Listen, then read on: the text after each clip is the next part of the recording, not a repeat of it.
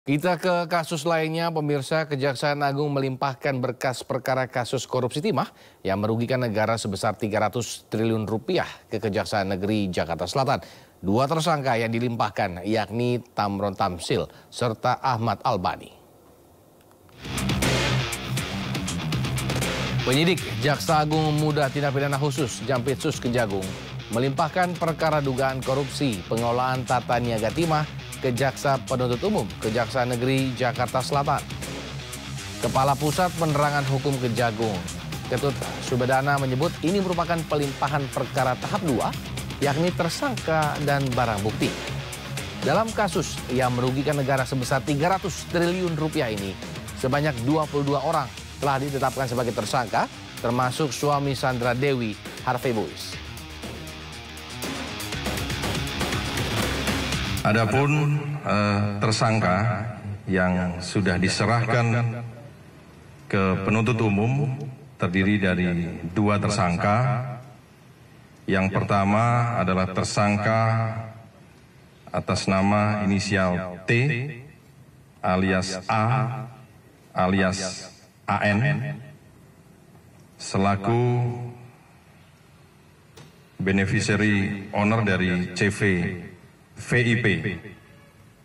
Sedangkan yang kedua adalah tersangka atas nama AA selaku manajer operasional tambang dari CV VIP dan PT MCM. Terkait dengan penyerahan ini, kegiatan selanjutnya tim penuntut umum sedang mematangkan atau memantapkan lagi susunan surat dakwaan dan insya Allah mudah-mudahan dalam waktu yang tidak terlalu lama bisa dilimpahkan ke pengadilan. Ya, kasus korupsi komoditas timah telah menjerat sebanyak 22 orang tersangka. Kerugian negara yang ditimbulkan akibat korupsi tersebut bernilai fantastis, yaitu 300 triliun rupiah.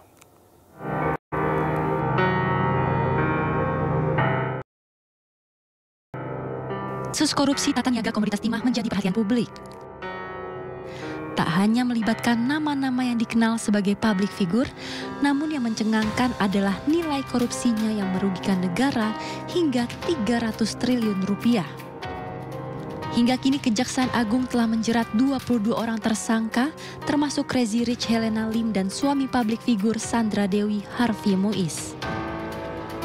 Sebelum menjerat Harvey Muiz, Kejaksaan Agung lebih dulu menetapkan Helena Lim sebagai tersangka. Dari rumah Helena, penyidik menyita brankas berisi perhiasan dan uang bernilai miliaran rupiah. Dari sini Kejagung mengurai relasi antara Helena dan Harvey Muiz. Penyidik menduga Harvey meminta pihak smelter menyisihkan keuntungan yang dihasilkan dari praktik tambang timah ilegal untuk dikelola oleh Helena Lim sebagai dana CSR. Kejaksaan Agung menghadirkan ahli lingkungan pada 19 Februari 2024. Ia menaksir kerugian negara akibat kasus korupsi ini bernilai fantastis sebesar 271 triliun rupiah. Akibat perbuatannya tersebut, Harvey menyusul Helena Lim menjadi tersangka atas kasus ini.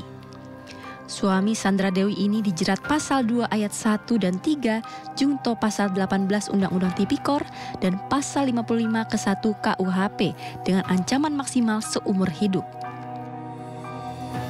Sejumlah aset Harvey juga telah disita, termasuk mobil mewah dan barang berharga dari sejumlah apartemen.